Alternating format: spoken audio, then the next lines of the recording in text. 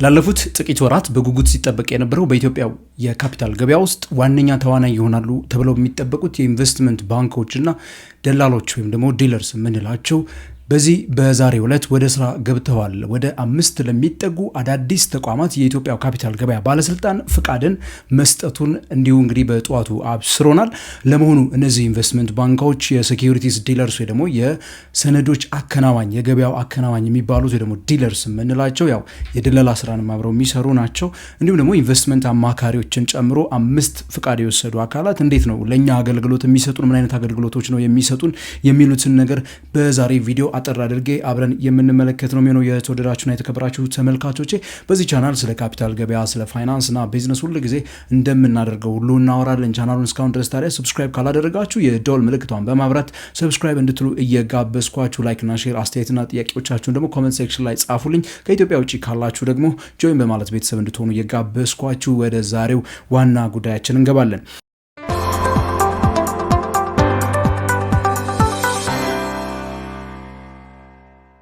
የኢትዮጵያው ካፒታል ገበያ ባለስልጣን ዛሬ ጠዋት ላይ እንግዲህ በመስሪያ ቤቱ በኢትዮጵያው ስቶክ ኤክስቼንጅ በትሬዲንግ ፍሎር ላይ የተለያዩ ተቋማትን ፍቃድ ሰጥቷቸዋል። ከነዚህ ውስጥ በጣም ሲጠበቅ የነበረውና በዋናነት በጣም ኤክሳይቲንግ የሆነው ወይ ደግሞ ገበያው ለመስራት ገበያው ለመንቀሳቀስ ገበያው ወደ ስራ በእውነቱ ለመግባት ወሳኝ ናቸው ተብሎ ከሚጠበቁት ውስጥ ዋነኞቹ ከሆኑት ሁለቱ ዛሬ ፍቃድ ወስደዋል። እንዲያውም 3ቱ ብዬ ልነግራችሁ እችላለሁ። ሌሎቹ 2 የወሰዱት እርግጥ ካሁን በፊትም ኦልሬዲ ያሉ ናቸው። ከዚህ በፊት 2 የኢንቨስትመንት አማካሪዎች ፍቃድ ከመውሰዳቸው ጋር ተያይዞ ሁለቱ ኢንቨስትመንት አማካሪዎች HST ኢንቨስትመንት አድቫይዘር ኤንድ አኩዚሽን የሚባሉት ሁለቱ ኢንቨስትመንት አድቫይዘሮች አዲስ አይደሉም። 4ኛ የኢንቨስትመንት አድቫይዘሮች ሆነው ነው ወደ ስራ እየገቡ ያሉት። ከዛ ባለፈ ግን በጣም ወሳኝ የሆኑት 3ቶቹ ናቸው።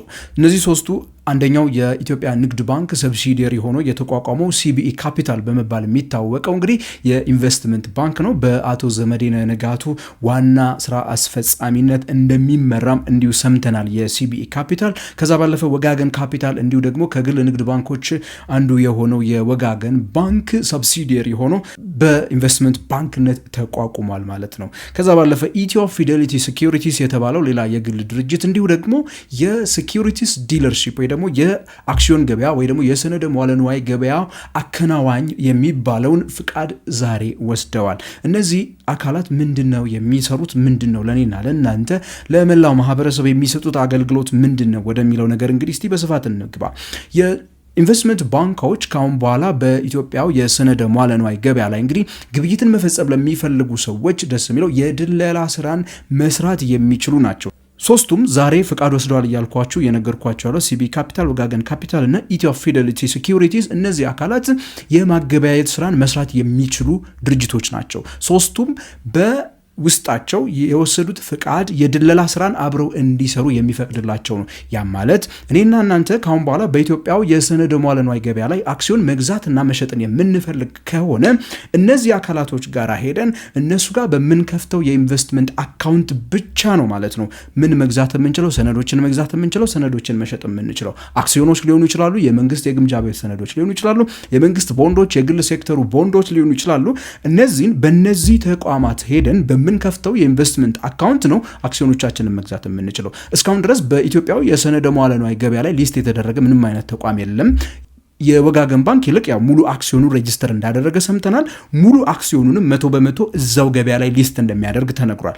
የወጋገን ባንክ አክሲዮኖች ለምሳሌ ሊስት በሚደረጉበት ሰዓት እንግዲህ አክሲዮኑን መሸጥ የሚፈልግ ሰው ነው መግዛት የሚፈልግ ሰው የግድ ምን ማድረግ አለበት ማለት ነው? ሄድና CBE ካፒታል ላይ ወይም ወጋገን ካፒታል ላይ ወይም ደግሞ ኢትዮ ፊደሊቲ ሴኩሪቲስ ጋር ሄዶ በኢንቨስትመንት አካውንት ይከፍታል። እዛ ኢንቨስትመንት አካውንት ላይ ይሆንና እንግዲህ ለነዚህ ለኢንቨስትመንት ባንኮቹ ወይ ደግሞ ለዲለሮቹ ይህንን አክሲዮን ግዛልኝ፣ ይህንን አክሲዮን ሽጥልኝ የሚል ነገር። አክሲዮን ደግሞ ካለን አክሲዮኖቻችንን በሴንትራል ሴኩሪቲስ ዲፖዚተሪ ላይ የተመዘገበውን ማለት ነው በእነዚህ ተቋማት በኩል ነው ማስመዝገብ የምንችለው እስካሁን ባለው ሁኔታ ማለት ነው። አክሲዮኖቻችን ለምሳሌ የተለያዩ ባንኮች አካውንት ያሏችሁ ሰዎች እነዛን አክሲዮኖች በኢትዮጵያው የሰነደ መዋለ ንዋይ ገበያ ላይ መሸጥን የምናስብ ከሆነ የምናደርገው CBE ካፒታል፣ ወጋገን ካፒታል ወይም ደግሞ ኢትዮ ፊደሊቲ ሴኩሪቲስ ጋር በመሄድ አክሲዮኖቻችንን እናስመዘግባለን። የአክሲዮኖች አካውንትን ከፍታለን እንደማለት ነው። እነዚህን የአክሲዮን አካውንቶች ከከፈትን በኋላ ለነዚህ ኢንቨስትመንት ባንኮች የኛን የአክሲዮን የመግዛትና የመሸጥን ፍላጎት የሚያስፈጽሙ አካላቶች ለነዛ ትሬደሮች መልእክት በምንነግርበት ሰዓት በስልክ ሊሆን ይችላል፣ በሜሴጅ ሊሆን ይችላል፣ በአፕሊኬሽን ሊሆን ይችላል፣ በአካል ቀርበን በወረቀት በመጻፍ በምንሰጣቸው ሊሆን ይችላል። እነዛን ኦርደሮች ኤክስኪዩት የሚያደርጉልን እነዚህ አካላቶች ብቻ ይሆናሉ ማለት ነው ካሁን በኋላ። ለወደፊትም እንግዲህ የኢንቨስትመንት ባንክ ወይ ደግሞ የሴኩሪቲስ ዲለርሺፕ ወይ ደግሞ የገበያው አከናዋኝ የምንላቸውን ሰዎች ነው ማለት ነው የምንለው። የኢንቨስትመንት ባንኮች ትንሽ ለየት የሚሉት እንግዲህ ሁለቱ ማለት ነው ሲቢኢ ካፒታል እና ወጋገን ካፒታል ከኢትዮ ፊዴሊቲ ሴኩሪቲስ የሚለዩበት መንገድ አለ።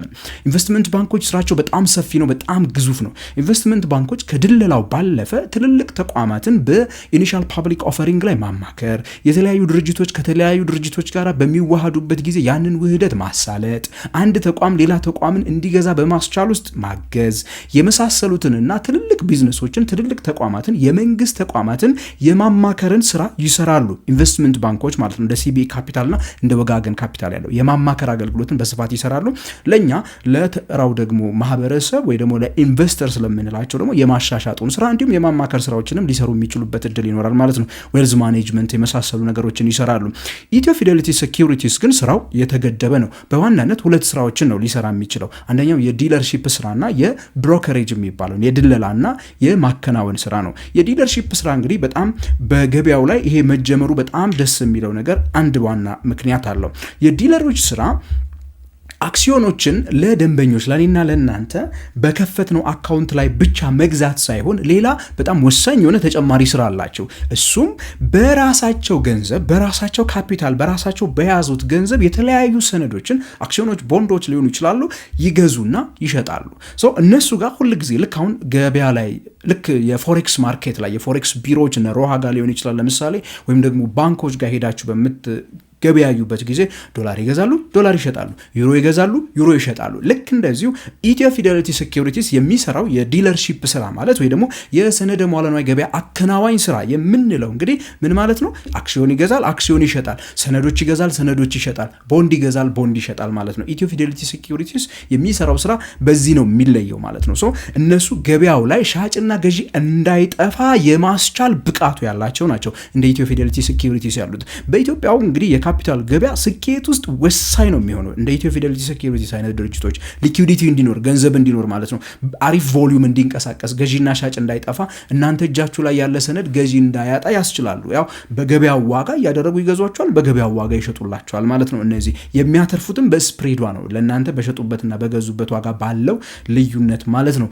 የተወደዳችሁና የተከበራችሁ ተመልካቾች ታዲያ ይህንን ቻናል እስካሁን ድረስ ሰብስክራይብ ካላደረጋችሁ በዚህ ኤክሳይቲንግ በሆነ በመጣው በኢትዮጵያ ካፒታል ገበያ ውስጥ መረጃዎች እንዳያመልጧችሁ ያደርጋልና ሰብስክራይብ በሉ፣ የደወል ምልክቷንም ተጫኑ እያልኩኝ ጋብዛችኋለሁ። ከዛ ባለፈ እንደምታውቁት እንግዲህ የኢንቨስትመንት አድቫይዘሪ ፍቃድም ተወስዷል። HST ኢንቨስትመንት አድቫይዘርስ እንዲሁም ደግሞ አኩዥን የሚባል ኢንቨስትመንት አድቫይዘር ተወስዷል። እነዚህ እንግዲህ የኢንቨስትመንት ማማከር አገልግሎቶችን በስፋት የሚሰጡ ናቸው። ከዚህ በፊት ኢትዮ ካፒታል እንደሚባሉት አይነት ኢንቨስትመንት ሶሉሽንስ ተብሎ በስራ ላይ ያለ ተቋምም አለ። እነዚህ ተቋማት የምክር አገልግሎት ላይ በዋናነት ያተኩራሉ። ለተቋማት የተለያዩ ዶክመንቶችን ማዘጋጀት፣ IPO ላይ የማማከር አይነት አገልግሎቶችን የሚሰጡ ነው የሚሆኑት።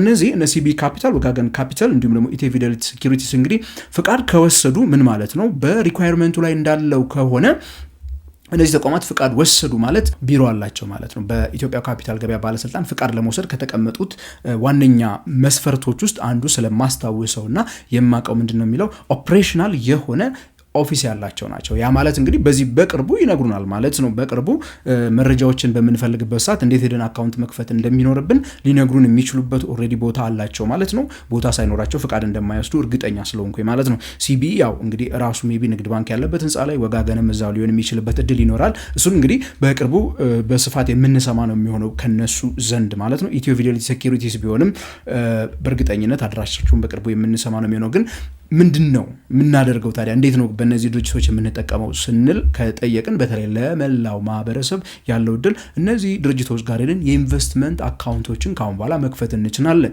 እነዚህም ማለት የእኛን የአክሲዮኖች ድርሻዎችን ወይ ደግሞ ሌሎች ሰነዶች ካሉን፣ እርግጥ በግለሰብ ደረጃ አሁን ሌሎች ሰነዶች ብዙም የሉም፣ የመንግስት የግምጃ ቤት ሰነዶችን መግዛት ስለማንችል ማለት ነው። እነዚህ ሰዎች ጋር ሄደን እናስመዘግባቸዋለን፣ እንዲሸጡልን ሊሆን ይችላል፣ ብር እናስቀምጥላቸዋለን በእነሱ የኢንቨስትመንት አካውንት ውስጥ ምን እንዲያደርጉልን እንዲገዙልን ማለት ነው። እርግጥ ነው እንደተባለው አሁን ባለው ሁኔታ ማንም ባንክ ወር ደግሞ ማንም ተቋም ሊስት ስላልተደረገ እርግጥ ነው ወጋገን በዚች ሰሞን ይደረጋል ብዬ ተስፋ አደርጋለሁ። እነዚህ ወደ ስራ የሚገቡ ከሆነ ኦልሬዲ ሬጂስተር ስላደረገ ማለት ነው። ኢትዮ ቴሌኮም እንግዲህ ወደዚህ ሊመጣ የሚችልበት እድል ይኖራል። ከዛ በኋላ ኢትዮ ቴሌኮም አይፒኦ ሊስት ከተደረገ በኋላ ሜቢ እኛም ያንን የገዛናቸውን አክሲዮኖች መሸጥ መጀመር እንድንችል ያስችሉናል ማለት ነው። ሌሎቹም ቢሆኑ እንዲያው ፉሊ እንኳን አይፒኦ ባያደርጉ እንኳን ባንኮቹ ለምሳሌ ኦልሬዲ የህዝብ ስለሆኑ በኢንትሮዳክሽን የሚባል አይነት የሊስቲንግ ሜካኒዝም ይጠቀማሉ ተብሎ ነው የሚጠበቀው። ያም ማለት ለምሳሌ የአዋሽ ባንክ አክሲዮን እጃችሁ ላይ ይዛችሁ ያላችሁ መሸጥ የምትፈልጉ ከሆነ እስከዛሬ እንደለመዳችሁት ከሰውየው ጋር እየተነጋገራችሁ ከዛ ሄድ ኦፊስ ሄዳችሁ እንዲያገበያዩአችሁና ስም እንዲቀይሩላችሁ ማድረግ አትችሉ ማለት ነው። ያ በህግ የተከለከለ ስለሆነ አሁን የምናደርገው ያው በኢንትሮዳክሽን አዋሽ ይመዘገባል። ያን የተመዘገበውን የአዋሽን አክሲዮን ግን በዚህ ገበያ ላይ ሄደን መግዛት የምንፈልግ ከሆነ መጀመሪያ ኤዘር ከሲቢ ካፒታል ወይ ወጋገን ካፒታል ወይ ደግሞ ከኢትዮ ፊደሊቲ ሴኩሪቲስ ሄደን ምን ይኖረናል ኢንቨስትመንት አካውንት እንከፍታለን፣ እዛ ውስጥ ብር እናስቀምጣለን። በተቃራኒው ደግሞ አክሲዮኖች ከተለያዩ ለምሳሌ የአዋሽ አክሲዮን ያለው ሰውዬ ምን ያደርጋል የአዋሽ አክሲዮኖችን ያመጣና ይሄን ያለ አክሲዮን አለኝ ብሎ ከሲቢ ካፒታል ያው ሲኤስዲ አካውንት ይከፍቱለታል፣ እዛ ይመዘግባል። መሸጥ በሚፈልግበት ሰዓት ሽጡልኝ ይላል፣ ሌላ መግዛት በሚፈልግበት ሰዓት ግዙልኝ ይላል። ያኛውን የሚገዢውና ሻጩ የሚኖራቸውን ኦርደር ማች የማድረጉ ስራ የነዚህ አካላት ስራ ይሆናል ማለት ነው።